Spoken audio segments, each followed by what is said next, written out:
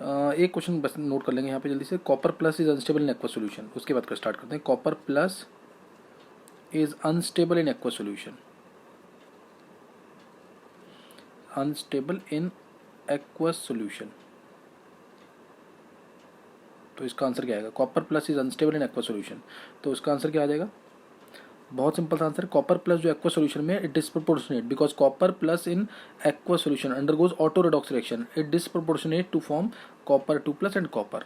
मैंने इसका डिटेल वैसे एडवांस लेवल पे डिस्कस कर दिया क्वेश्चन ये लास्ट लेक्चर्स में। ये रिएक्शन लिख के लानी है और इसमें बोलना है copper 2 plus because of its smaller size. Copper 2 plus का साइज छोटा हो जाएगा, क्यों? कॉपर प्लस जितना ज़्यादा पॉजिटिव चार्ज उतना इफेक्टिव न्यूक्लियर ज़्यादा, उतना छोटा size. Copper 2 plus being smaller in size is highly hydrated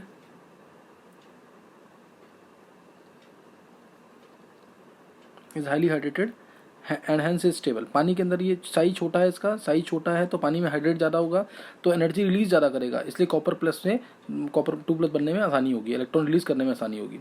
is hydrated and hence is stable, hence is stable.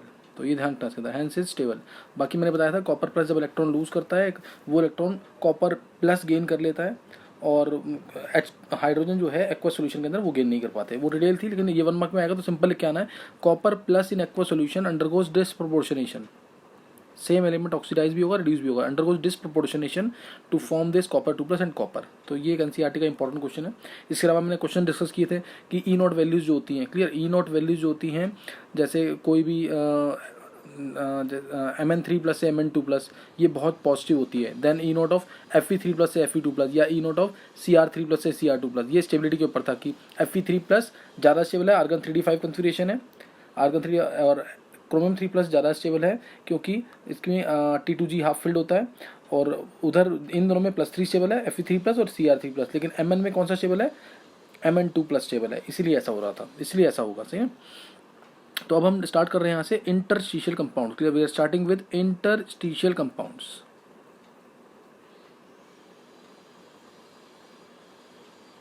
Interstitial compounds क्या होते हैं?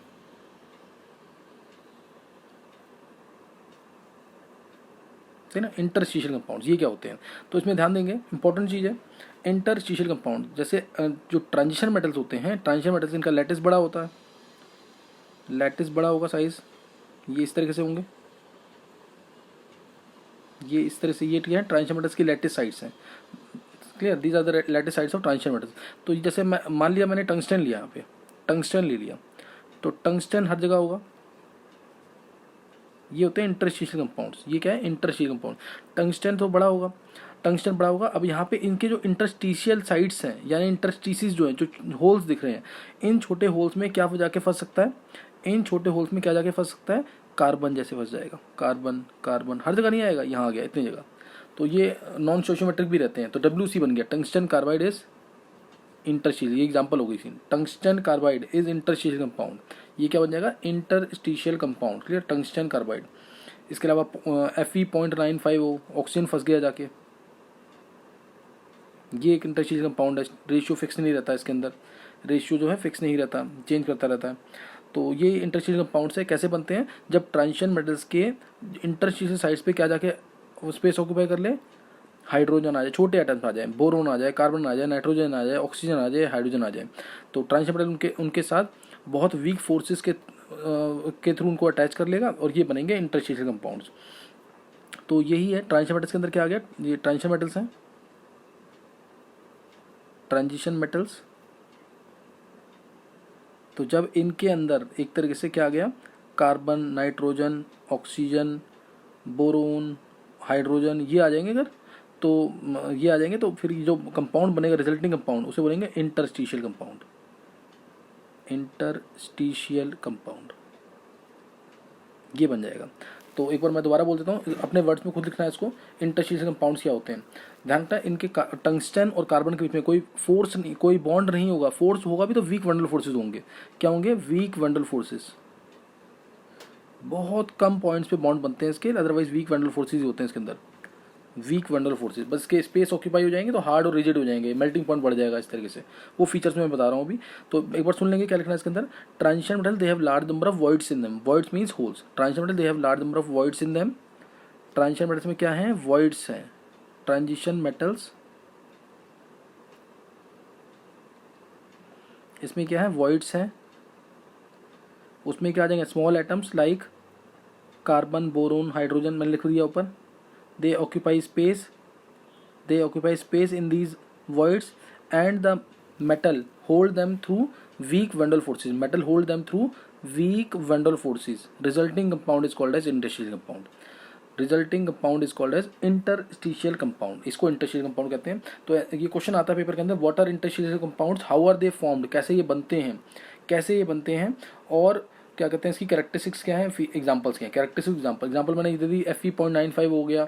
Even this is interstitial compound like TiH2 लिख रहे हैं, लेकिन TiH ये होता नहीं है, ये बनता है TiH 1.5 से लेकर 1. ये इंटरस्टिशियल हाइड्राइड भी कह सकते हैं इसको हम इंटरस्टिशियल हाइड्राइड भी कह सकते हैं। Metal to hydrogen ratio fix नहीं होता, लॉ ऑफ कांस्टेंट प्रोपोर्शन या लॉ ऑफ डेफिनेट प्रोपोर्शन को ये फॉलो नहीं करते हैं, वो उसको फॉलो नहीं करते। ये नॉन स्टोइशियोमेट्रिक होते हैं। ये क्या होते हैं, non stoichiometric. These are called as non stoichiometric compounds.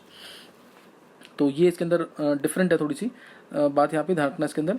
और बाकी इसके अंदर फीचर्स नोट कर लेंगे। एग्जांपल मैंने दे दी। फीचर्स क्या है इसके, फीचर्स में एक तो ये हार्ड और रिजिड हो जाएंगे। पहला मैं हार्ड और रिजिड हो जाएंगे क्योंकि यहाँ पे कोई क्या आ गया, छोटे एटम्स आ जाएंगे तो हार्ड और रिजिड हो जाएंगे। मेल्टिंग पॉइंट का बढ़ जाएगा, केमिकली इनर्ट हो जाएंगे। मेल्टिंग पॉइंट बढ़ जाएगा, केमिकली इनर्ट हो जाएंगे। लेकिन कंडक्टिविटी, मेटल की जो कंडक्टिविटी होगी टंगस्टन मेटल की, वो सेम रहेगी। कंडक्टिविटी जो है मेटल की वो सेम रहेगी, ये ध्यान रखना इस चीज़ का। Conductivity will remain the same, क्योंकि इलेक्ट्रॉन तो मेटल को ही लूज करने हैं, उस पर तो कोई हमने चेंज किया नहीं है, तो conductivity will remain the same. तो इसको भी ध्यान रखना है, ये इंपॉर्टेंट चीज़ है यहाँ पे। तो ये फीचर्स नोट कर लेंगे एक बार फिर। और मेलेबिलिटी और डक्टिलिटी वो डिक्रीज कर जाएंगी। क्यों, क्योंकि अब ये जो मेटल एटम्स हैं, ये वाले जो मेटल एटम्स हैं, they will not be able to, अब एक बैरियर आ गया ना, कार्बन का, हाइड्रोजन का, नाइट्रोजन का बैरियर आ गया, तो ये अब एक दूसरे के ऊपर स्लाइड नहीं कर पाएंगे। तो मेलेबिलिटी या ductility, malleability means beaten into sheets और ductility means drawn into wires, वो वाली जो प्रॉपर्टी है वो कम हो जाएंगी, वो दोनों प्रॉपर्टी कम हो जाएंगी। तो ये ध्यान रखना इसके अंदर। मैं एक बार फीचर्स थोड़ा सा बता देता हूँ कि क्या चीज़ है इसके अंदर। पहला हार्ड और रिजिड हो जाएंगे, हार्ड एंड रिजिड, पहला पॉइंट। हाई MPBP, तीसरा conductivity same as that of pure metal, conductivity same रहेगी, same as metal. Chemically inert हो जाएंगे,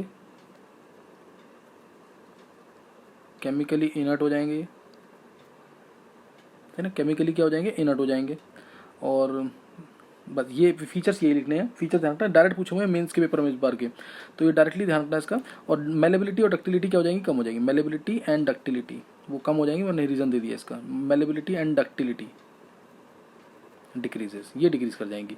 तो ये इंटरस्टिशियल कंपाउंड्स की प्रॉपर्टीज थी, इंपॉर्टेंट प्रॉपर्टीज थी, सब पता होनी चाहिए इसके अंदर। और डेंसिटी भी एक तरह से इसमें, जब कोई चीज़ फंस जाएगी होल्स में जाकर तो डेंसिटी भी बढ़ जाती है, ये भी ध्यान रखना इसके अंदर से। डेंसिटी बढ़ जाएगी, और उसमें हम ये भी मान सकते हैं कि इसके अंदर जैसे आर, ये जो रेशियो है, आर बोरोन आ जाए, कार्बन आ जाए, नाइट्रोजन आ जाए, हाइड्रोजन आ जाए, अपॉन में जो आर ट्रांजिशन मेटल का है, आर किसका, ट्रांजिशन मेटल का, ये this should be equal to 0.225 और 0.414, कुछ इस रेशियो के बीच में आना चाहिए ऐसे, या 0.732 भी हो सकता है। तो ये रेशियो इस टाइप के अप्रॉक्सीमेटली होने चाहिए। ये law of constant composition proportion को फॉलो नहीं करेंगे। बॉन्ड कोई नहीं होता, ध्यान रखना इसके अंदर से ना, बॉन्ड कोई नहीं होता, वीक वंडर फोर्सेस से अट्रैक्टेड होते हैं। सारे पॉइंट्स क्लियर होने चाहिए पहले। अच्छा, अब इसके अंदर ये तो हो गया, नॉन स्टोइशियोमेट्रिक हो जाएंगे, ये सब हो गया इसके अंदर। मेलेबल डक्टिलिटी कम हो जाएगी प्योर मेटल से। और ये, हाँ, एक चीज़ और ध्यान रखना कि एलॉयज से डिफरेंट होते हैं। एलॉयज को भी मैं यही बता देता हूँ, एलॉयज नहीं होते, ये ध्यान रखना। कई बार एग्जांपल बुक्स में लिखी हुई है स्टील को नहीं मानना है। स्टील के अंदर हालांकि कार्बन होता है, लेकिन वो इंटरस्टिशियल कंपाउंड नहीं है। इंटरस्टिशियल कंपाउंड में आयरन के जैसे स्टील जो है, मतलब ये आयरन के एलॉय, अगर हम बात करें तो आयरन का एलॉय क्या है, आयरन एलॉय जो होगा उसको स्टील बोलते हैं। जैसे हम क्या कहते हैं, जिंक का एलॉय आता है, जिंक एलॉय है तो उसको हम स्पेल्टर बोल जाते हैं, स्पेल्टर। जिंक का एलॉय तो स्पेल्टर। जैसे ब्रास है, ब्रास क्या होता है, कॉपर और जिंक से मिला होता है, copper plus zinc. Bronze copper plus tin का होता है, वो अलग हो जाएगा, स्पेल्टर में काउंट नहीं होगा, सही ना। स्टील के अंदर तो कितना आयरन होता है, आयरन तो होता ही है मेन, सही ना, आयरन का है तो आयरन तो होगा ही मेन। फिर इसके अंदर कार्बन की परसेंटेज कुछ आ जाएगी, प्लस मैंगनीज आ जाएगा, तो ऐसे मैग्नीशियम आ जाएगा थोड़ा सा। तो इस तरह से ना बहुत सारे मेटल्स इसके अंदर होते हैं, थोड़े थोड़े। कोबाल्ट होगा, मैंगनीज हार्डनेस के लिए होता है, तो ये ऐसे निकल हो जाएगा थोड़ा सा। तो ये सारे मेटल्स मिक्स होंगे to form steel of desired quality, steel of desired quality. तो ये ऐसे हो जाएगा। ऐसे ही हम मरकरी के एलॉय को एमेलगम बोलते हैं। मरकरी का कोई एलॉय है अगर, मरकरी एलॉय, तो उसको एमेलगम बोलेंगे, जिसमें मरकरी की स्टेट 0 बन जाती है, एमेलगम। जैसे जैसे एग्जांपल है मैग्नीशियम एमेलगम, MgHg, मैग्नीशियम एमेलगम होता है। फिर सिल्वर का एमेलगम बनता है, AgHg या AuHg, इनके एमेलगम बनते हैं। मैग्नीशियम का सोडियम एमेलगम बनता है, NaHg, सोडियम एमेलगम। मरकरी का जब एलॉय होगा तो एमेलगम बोलेंगे। तो एमेलगम्स क्या होते हैं, एक तरह से एमेलगम्स क्या होते हैं, जो मरकरी के साथ एलॉय बनते हैं, मेटल्स के जो एलॉय बनेंगे मरकरी के साथ। तो ये आयरन का एलॉय है तो स्टील, जिंक का एलॉय है तो स्पेल्टर, मरकरी का एलॉय है तो एमेलगम बोलते हैं, तो उसको एमेलगम बोलते हैं। अब एलॉयज भी हमने यहाँ देख लिया, तो एलॉयज भी देखेंगे। एलॉयज क्या होते हैं, एलॉयज, एलॉयज कैसे बनेंगे, जब दो मेटल्स जो हैं, दो मेटल्स मिक्स होंगे, सही ना, दो मेटल्स मिक्स होंगे, होमोजेनस मिक्सिंग होगी मेटल्स की, मेटल्स के साथ, तो बनेंगे एलॉयज। तो बनेंगे एलॉयज, होमोजेनस मिक्सचर ऑफ 2 और मोर metals, it will form alloy. ये एलॉय बनाएगा। और इसके अंदर ये तभी मिक्स हो पाएंगे जब उनके सिमिलर साइजेस हैं, एलॉयज, सही ना, ये तभी मिक्स होंगे। और ये ट्रांजिशन मेटल्स के होते हैं, transition metal they have similar sizes. Transition metals का क्या है, दे हैव सिमिलर साइजेस, लगभग साइज सेम है क्योंकि डी ब्लॉक में इलेक्ट्रॉन सेंटर कर रहे हैं। Similar sizes, so they are easily miscible with each other, easily miscible, mix हो जाते हैं, miscible with each other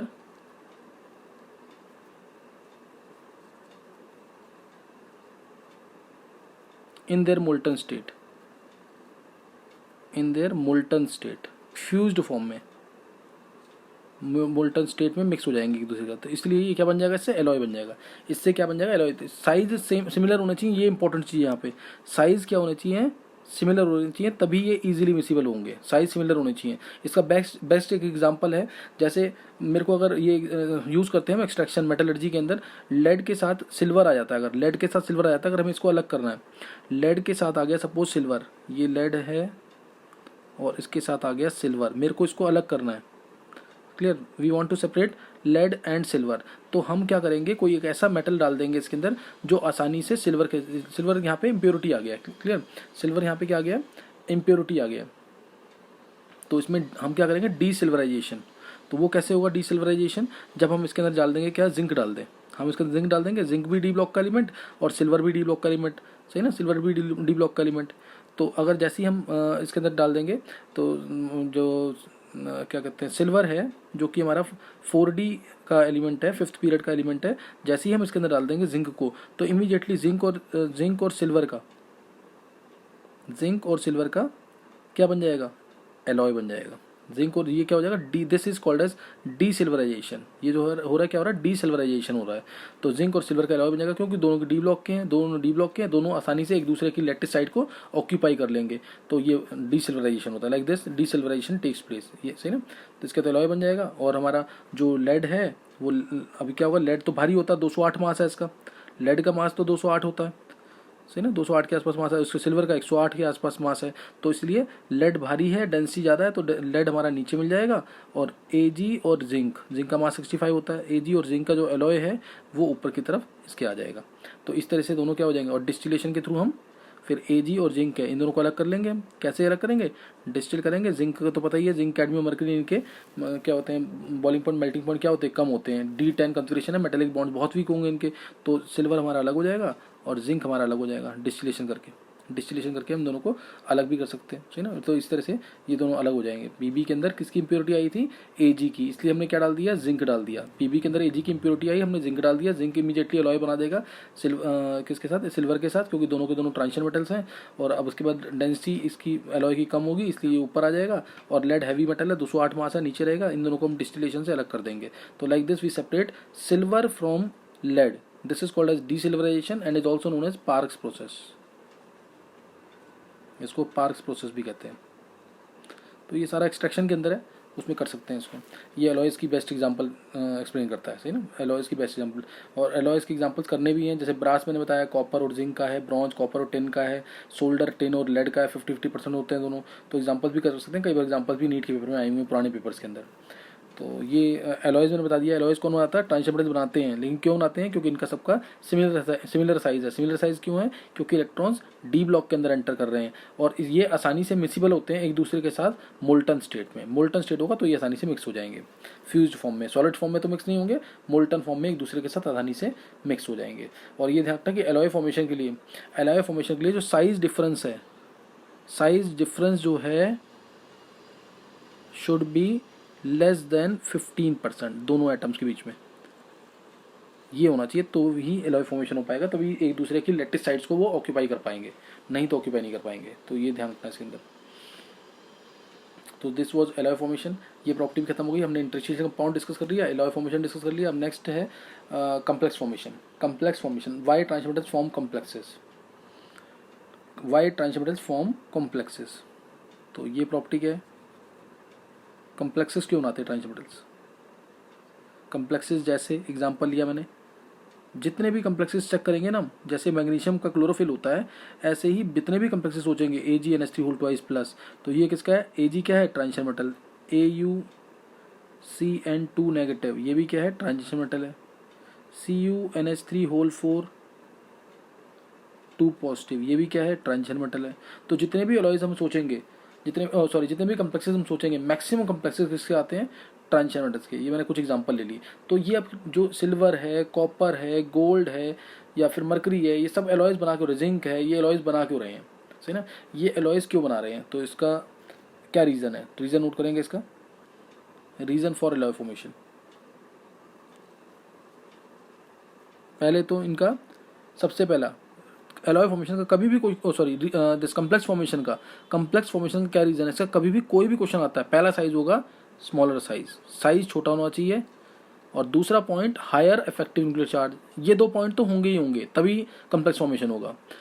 Z effective higher nuclear charge,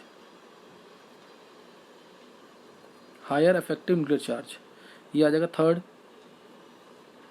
third क्या आ जाएगा कि ये इसके अंदर एक एडिशनल क्वालिटी है, क्या है, presence of vacant D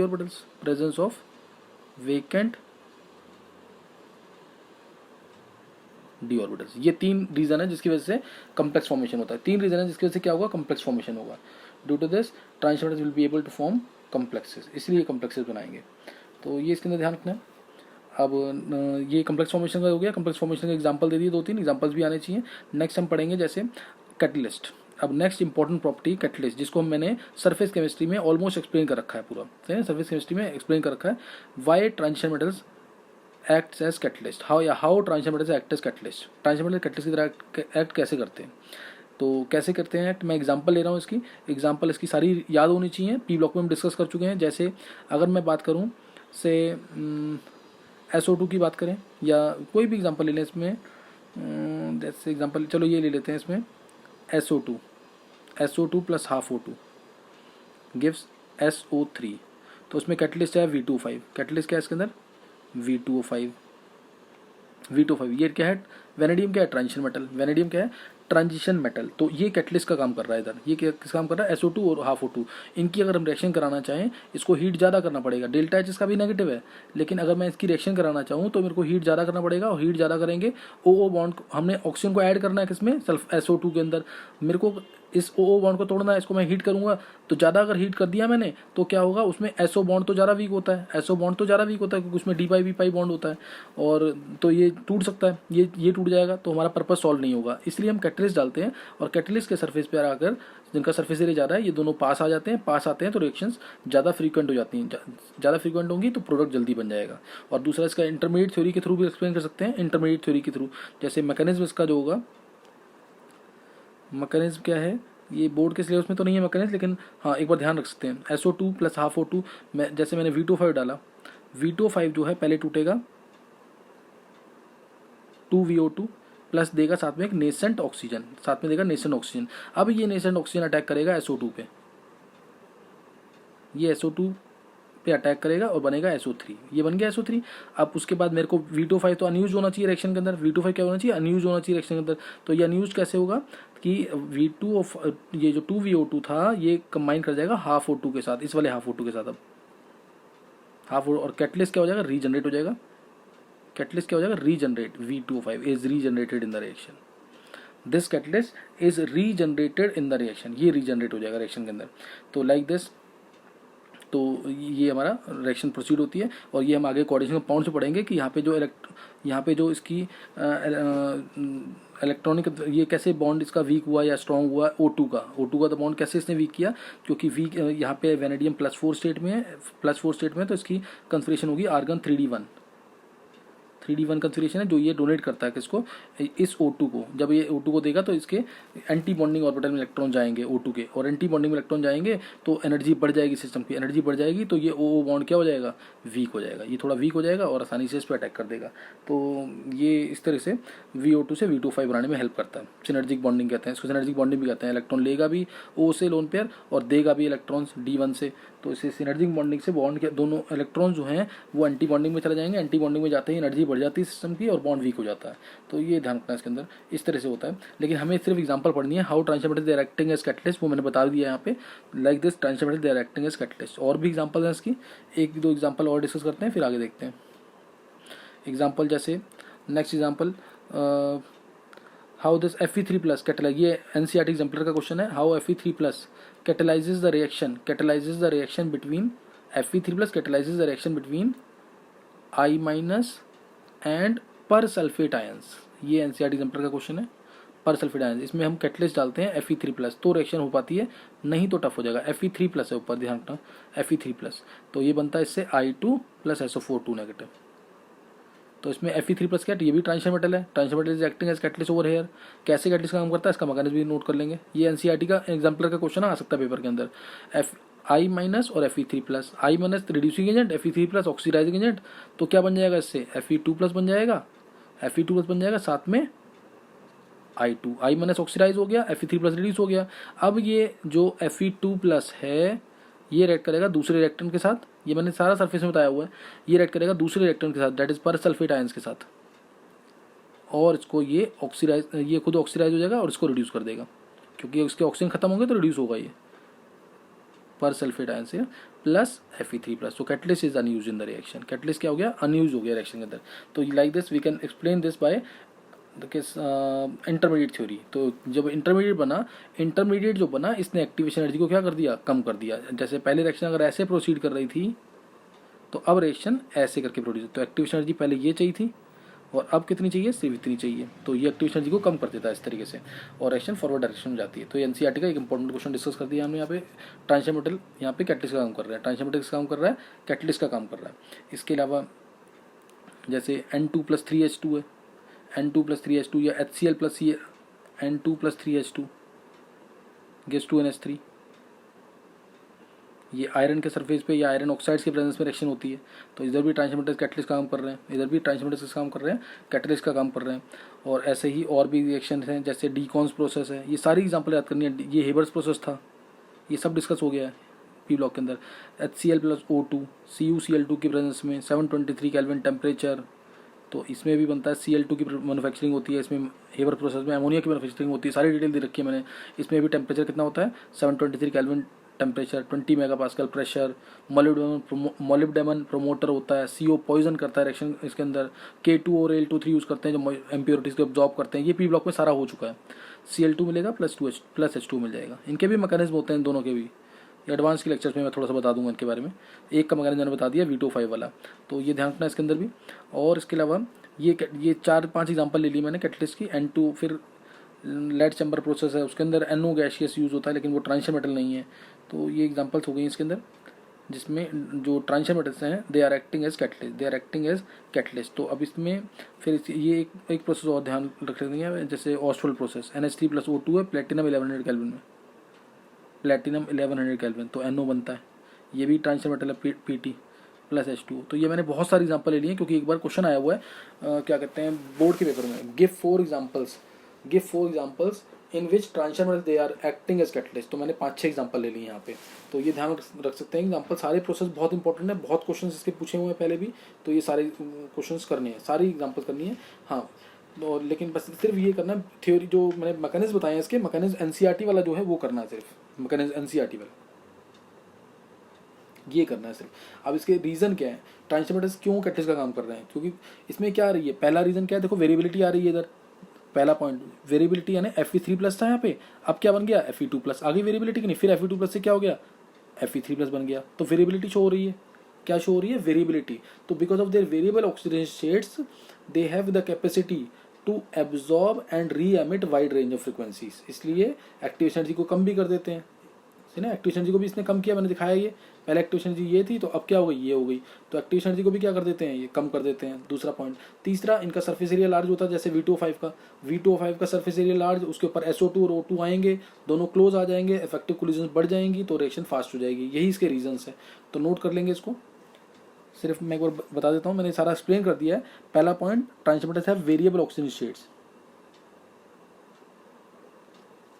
transition metals have variable have क्या कहते हैं वेकेंट डी सबशेल्स कह सकते हैं। Transition metals have transition metals have variable, पहला पॉइंट है ये, variable oxidation states,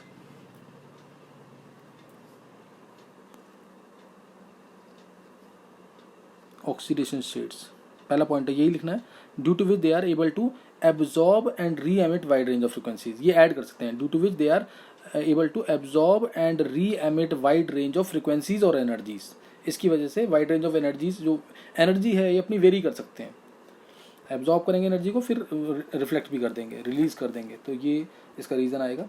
next point आ जाएगा इसके अंदर, दूसरा point, transition metals form intermediate, ये मैंने बताया, उसमें बताया हुआ है कि X+Y जैसे रिएक्शन हो रही है, XY ये रिएक्शन स्लो हो रही है, काफ़ी रिएक्शन स्लो हो रही है, तो इसमें हमने ट्रांजिशन मेटल डाल दिया एज कैटलिस्ट, तो कैटलिस्ट डाल दिया, ये दिस इज ट्रांजिशन मेटल, ये क्या करेगा, ये ट्रांजिशन मेटल क्या करेगा, किसी एक रिएक्टेंट के साथ, जैसे X के साथ बॉन्ड बना के इंटरमीडिएट बना देगा, तो जिसकी वजह से एक्टिव एनर्जी पहले ऐसे हो रही थी रिएक्शन, अब रिएक्शन ऐसे हो जाएगी, तो एक्टिव एनर्जी को क्या कर देगा, कम कर देगा, एक्टिव एनर्जी को क्या कर देगा, कम कर देगा, और उससे अब जो ये इंटरमीडिएट बना है, एक्टिव एनर्जी कम कर दी, एक ऑल्टरनेट पाथ, पहले पाथ ये था, अब पाथ ये हो जाएगा, एक ऑल्टरनेट पाथ प्रोवाइड करेगा, एक्टिव एनर्जी को कम कर देगा, अब ये दूसरे रिएक्टेंट से कंबाइन करके क्या बना देगा, XY+C, तो catalyst unused in the reaction.